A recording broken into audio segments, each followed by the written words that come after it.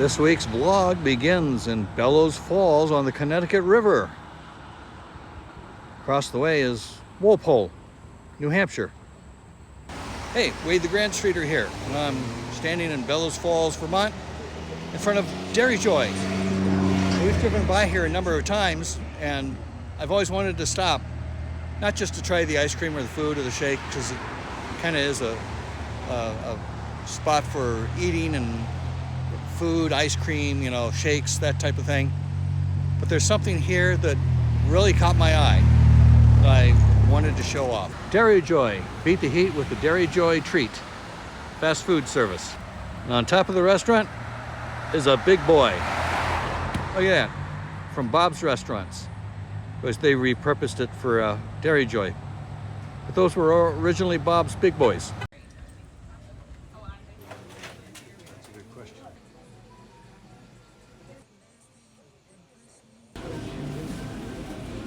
You got your drink. All right. Some iced tea. Thank you. And we got a table. We got a table. They do have some seating outside as well. Have a nice view out here. Pretty green hills and stuff. You can look across the river and see New Hampshire over there. Of course, Sharon's view is not quite as good. She has the traffic to look at. But I can still see the hills behind you. Okay, here's the seafood platter. Shrimp, scallops, clams, and fish. A little tartar sauce and coleslaw. Oh, and there's some fries down there. Okay, so how was it? It was good. It wasn't quite what I was expecting. But then I'm reading over here on the sign, if we'd asked for the fisherman's platter, that was different than the seafood platter. Apparently. We got the clams instead of the halibut. Or whatever. But it was all right. It was good. Yeah. Clams, shrimp, scallops. You know I like scallops. Yep. Fries and coleslaw. Yeah. Good. I came to about $22 and which was pretty reasonable. 50 cents or so. Yeah, it was very reasonable for a seafood platter. Yep. So, I bet you they make good burgers here, though. I saw some burgers coming out. They were very thick.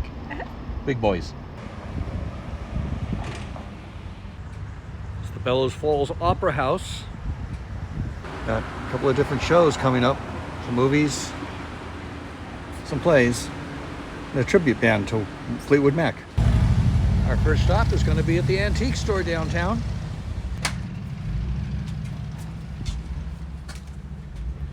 Oh wow, check this out. Decorative box with mother of pearl inlay. A pulpit. Look at that.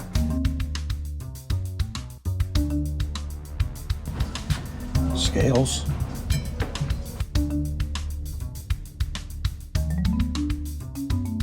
The size of that geode.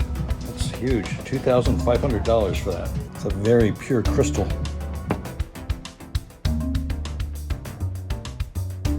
Something you don't see very often every day. Shoehorns. I remember getting those in my stockings for Christmas. Lots of minerals here for the rockhound. Amethyst geode from Brazil. For $5 you can buy your own geode, break it open, maybe you'll find something good in there. They have some explanations as to what all the minerals are that you're seeing here. And they have some fossils, like fossilized fish. Some fossils from the Jurassic period.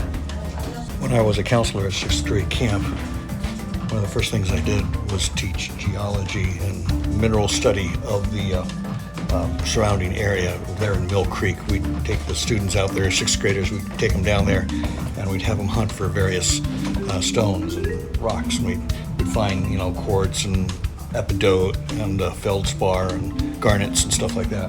Yeah. Wow, this is a huge place. It is. Yeah. Lots of things. The old sewing machine, Brooklyn Edison.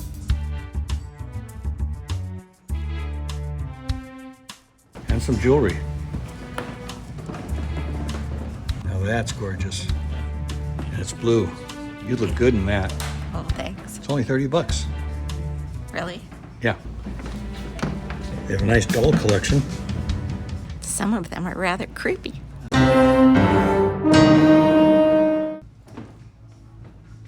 Oh, look at this. Model steamboat. Yeah, it would have been more of an ocean-going steamship, something like what Phineas Fogg would have traveled on across the Atlantic. $2,225 for that. You could furnish your own haunted mansion from here.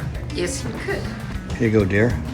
Antique and vintage gloves, $19 each. Is that actual fur on that chair, or does it just look that way? It is. It's actually got something on it.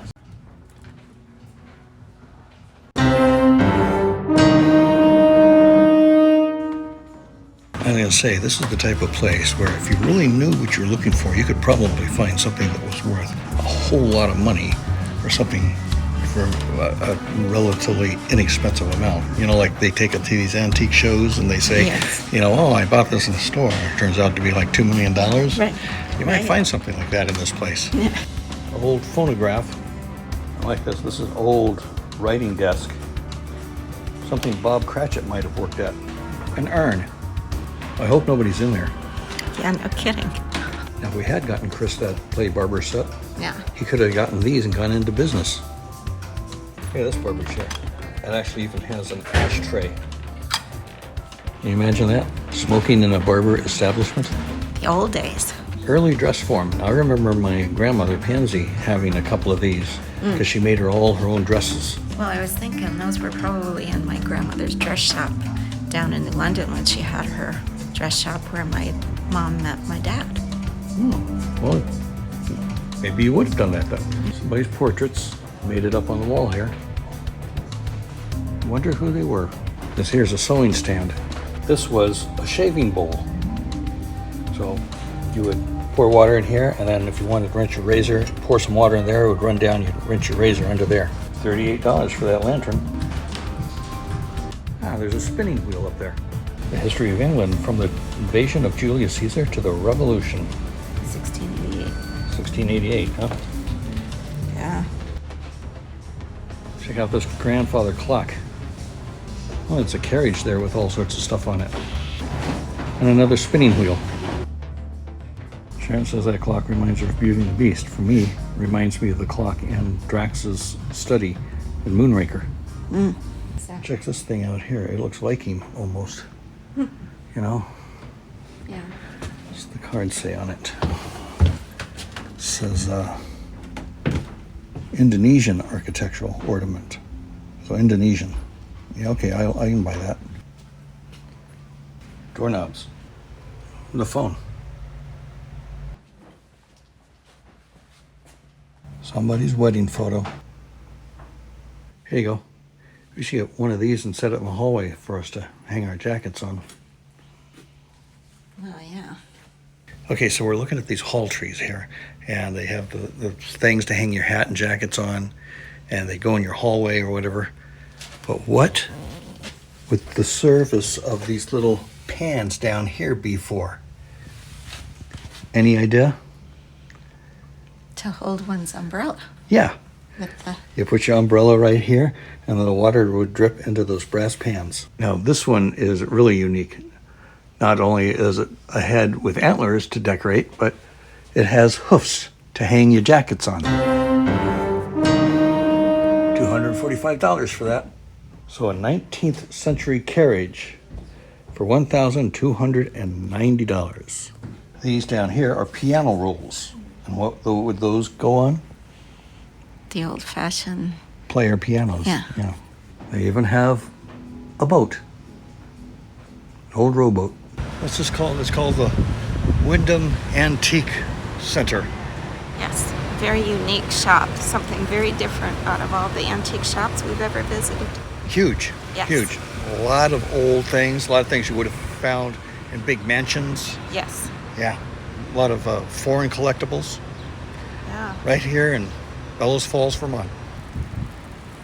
Looks like they have some vacancies here if you're interested in opening a shop. Postal Service, the Bellows Falls Canal. Here, the first canal in the United States was built in 1802. The British-owned company, which was chartered to render the Connecticut River navigable here in 1791, was 10 years building the 9 locks and dam around the Great Falls. 52 feet high, after the railroad came in 1849, river traffic declined and the canal was used for water power only. There's the canal, and along with the canal they have a fish ladder over here. Memorial Park, dedicated to the Star Hotel fire, December 26, 1981. Firefighters Terry Brown and Dana Fuller lost their lives on this site while searching for occupants. Hotel Windham, a hotel, has occupied this site on the square since 1817. Destroyed by fires, the hotel was rebuilt on 4 occasions. It was first christened the Hotel Wyndham in 1902. Looks pretty empty in there right now. Traditional hardware store. Boats for women. I don't know, does anybody ever wear a watch that can be repaired like that anymore? I don't know.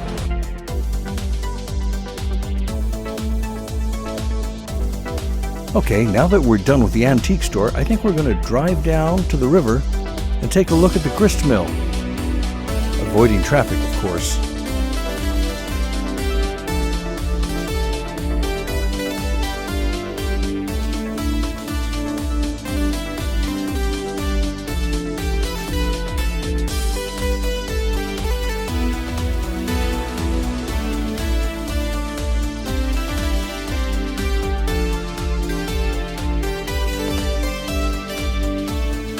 Wasn't too far. Here we are at the Grist Mill.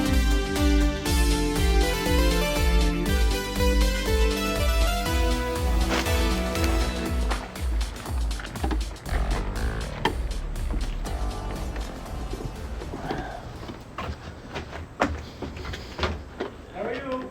Hello. From 1831 to 1927, before they changed electric, the water system's still here. Amazing. You know, you think when they changed it over, well, let's get rid of this. They left it. So let me show you real quick.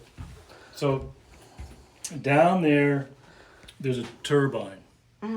Originally, it was a paddle wheel because everything was. See this right here? This replaced this right here. We're looking up here. Maybe they did some major. 1908, they really overhauled the building. A lot more business.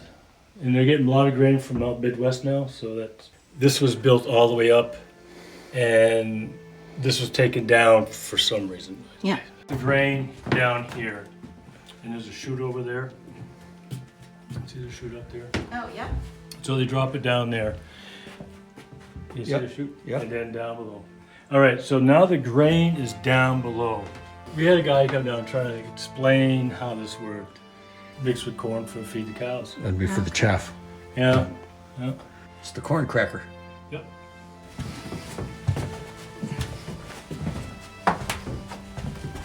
So we don't think that probably 1 or 2 people work down here. They don't need a bunch of people down here. Right. I think most of the labor would have been for dealing with the grain after the process.